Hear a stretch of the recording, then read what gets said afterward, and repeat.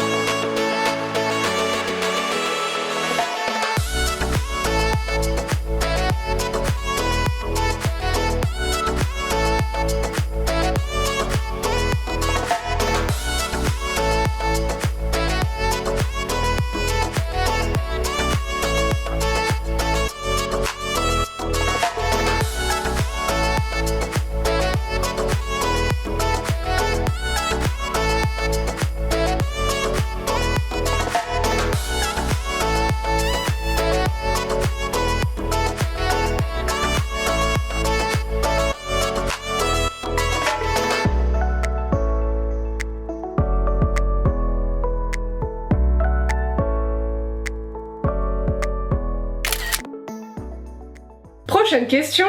Combien de maisons avez-vous visité? Avez-vous fait plusieurs offres ou hésité sur d'autres maisons? Alors, j'ai beau travailler dans un service commercial, je ne sais pas compter. Précisément, c'est pas des choses que j'ai comptées personnellement. C'est simple. Il y a eu la maison qu'on a visitée avec ma mère. Il y a eu la maison qu'on a visitée plein pied avec la super cuisine qu'on a eu un gros coup de cœur mais qui était trop chère. Oui, il y a une maison aussi qui était minuscule, elle faisait 80 mètres carrés je crois. Ouais, c'était compliqué. Voilà, elle était beaucoup trop petite. Bon, elle était dans nos moyens, certes. En fait, il faut savoir une chose, c'est que on a cherché au tout début, là où on habitait avant, donc en Haute-Savoie, voilà, donc c'était très cher. Très cher, voilà, potentiellement 4500 à 6000 € du mètre carré. En gros, une petite maison, c'était environ 400 000 € quoi, quelque chose comme ça. Donc c'est pour ça qu'on s'est éloigné et que du coup, maintenant on n'est plus en Haute-Savoie. On mange plus de raclette et de fondue à tous les repas.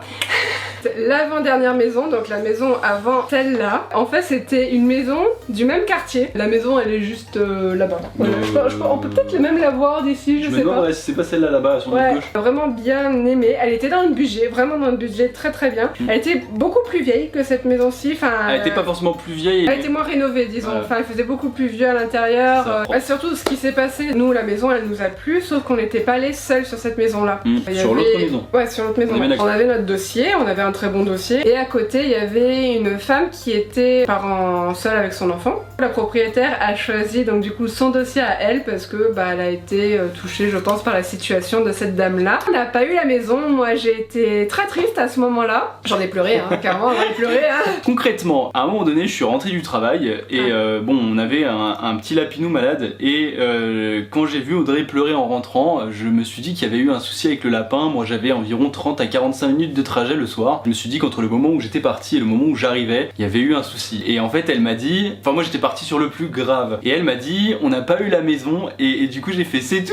Et alors qu'elle était en train de pleurer, donc c'était bon, assez fortuit, mais c'était assez marrant aussi. Il est sans cœur, il est sans cœur. Mais du coup, ce qui s'est passé suite à ça, c'est que j'ai augmenté le budget et c'est pour ça qu'on est tombé sur cette maison-là, qui en soi est construite un peu de la même façon. Bon, à l'intérieur, c'est quand même très différent. Genre par exemple, avant avant c'était une douche, là ici c'est une baignoire. Oui. Mais enfin au niveau de la disposition des pièces, c'est assez équivalent et en soi c'est ce qui nous avait plu dans la maison. Surtout la pièce Kawaii Journal pour moi. Ici, sauf erreur de ma part, on a les 2 pièces au fond en plus. Ouais c'est ça. En fait dans la maison qu'on avait visitée avant, il y avait le garage et il y avait rien au-dessus du garage. Tandis que cette maison-ci, ils ont utilisé l'espace au-dessus du garage pour faire 2 petites chambres. Tout à fait. Donc, Actuellement elles ne servent à rien, mais à terme ça sera une chambre d'amis et du coup la pièce de mon chéri. yes. Voilà. En gros cette maison là c'était la même maison qu'avant mais en mieux. Donc on voulait absolument pas la laisser passer. Donc on n'a pas fait de sous-offre, on n'a pas négocié le prix ni rien, voilà on a soumis notre dossier direct. Alors, et on a des prix. On parle le prix un peu ou... La question du prix n'a pas été posée donc on n'est pas obligé de dire le prix. Tant pis pour eux. Ouais, pas de bol. Ensuite, nouvelle question. Pensez-vous que ce sera la maison de nos vieux jours? Pour moi, c'est pas concevable. En fait, c'est une maison qui, à la base, présente du coup un premier étage et également un sous-sol.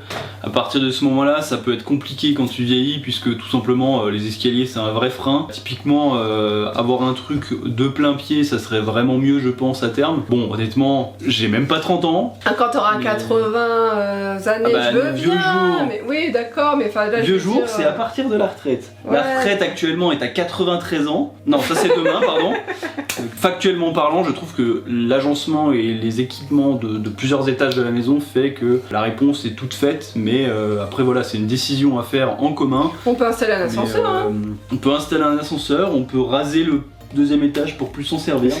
Tout se fait. Après à voir hein, concrètement, est-ce qu'on a encore vocation à vouloir être dans cette région en particulier une fois qu'on ne travaillera plus? Peut-être pas. Peut-être que madame J'aimerais bien aller en mourra dans le local de Kawaii Journal en train de vous vendre des carnets. En vrai, j'aimerais bien aller en Suisse quand même. C'est un pays qui, moi j'y retournerais bien. À chaque fois que j'y vais, c'est quand même... Ouais, c'est quand même autre chose. Des visites de lacs, de forêts, etc.